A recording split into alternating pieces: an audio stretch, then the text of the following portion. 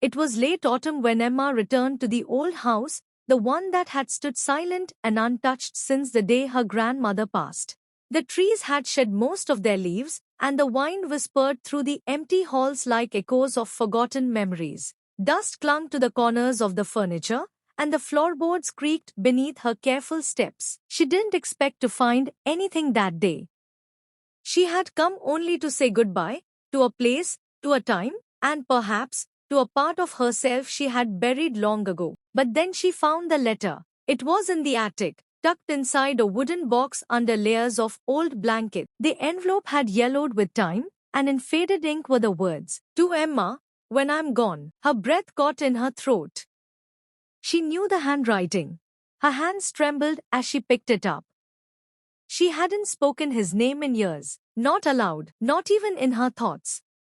It had taken everything in her to forget. And yet, here he was again, reaching out from the past, in the form of ink and paper. His name was No. They had been 17, young, afraid, in love, in that fragile, desperate way that only teenagers could be. She remembered the way he used to look at her, like she was something rare.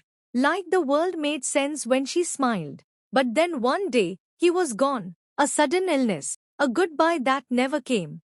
No warning, no closure, just silence. For years, she had convinced herself that it didn't matter, that they had been kids, that love like that couldn't last, that maybe he didn't love her as much as she thought. Until now, Emma sat on the attic floor, the letter in her lap, her fingers tracing the edge of the paper as if afraid it would disappear.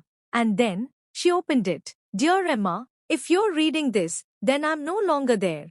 I probably never got the chance to say goodbye. Knowing me, I wouldn't have known how. But I need you to know something. I loved you. I loved you. I loved you quietly, clumsily, and completely.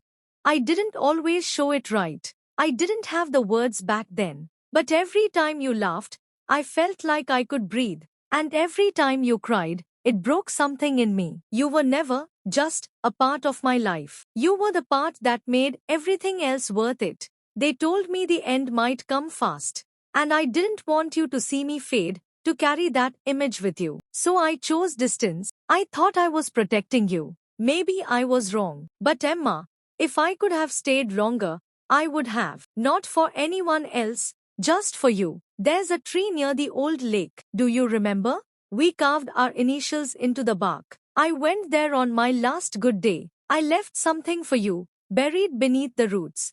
Maybe it's still there. Or maybe all that's left are memories. Either way, I hope you found your happiness. You deserve a life full of mornings that don't hurt, and nights that don't feel empty. I hope someone looks at you the way I did. And if no one ever does, just remember, once, someone did. Forever, even if it was brief, no.